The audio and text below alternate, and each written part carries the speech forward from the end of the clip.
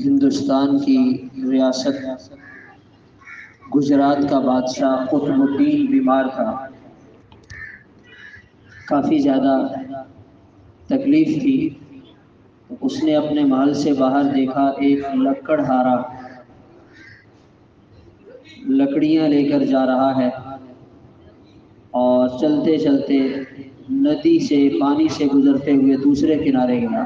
کافی مشقت تھی، وہاں جا کر لکڑیوں کا گٹھڑا نیچے پھینکا، پھر اپنی پوٹلی سے ایک سوکھی روٹی نکالی، پھر پیاز نکالا اور بیٹھ کر اسے بہت رغبت اور شوق سے کھایا۔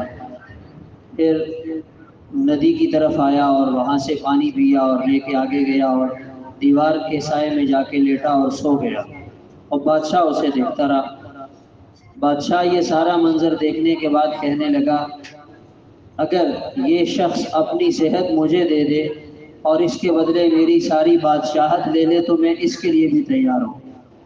یہ میری بادشاہت لے کر یہ والے کام کرے اور میں لکڑہارا بن کر لکڑیوں والا کام کروں گا، یہ میرے لیے زیادہ بہتر ہے، بشرطے کہ یہ اپنی صحت مجھے دے دے۔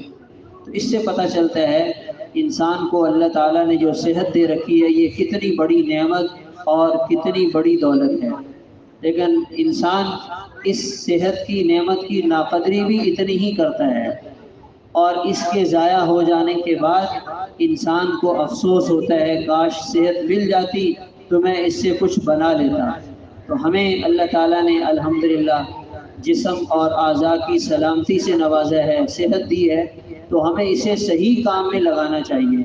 جو انسان سونا بنا سکتا ہو اور وہ سونے کو چھوڑ کر پتھر اور لوہے جمع کرنے میں لگا ہو، لوگ کہیں گے کیسا بے وقوف ہے۔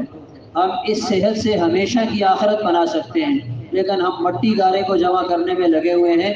اس لیے انسان کی سمجھداری یہ ہے کہ اپنی صحت کو صحیح جگہ اور صحیح مصرف میں استعمال کرتے ہوئے اس سے صحیح فائدہ اٹھائے۔ اللہ تعالیٰ عمل کرنے کی توفیق عطا فرمائے۔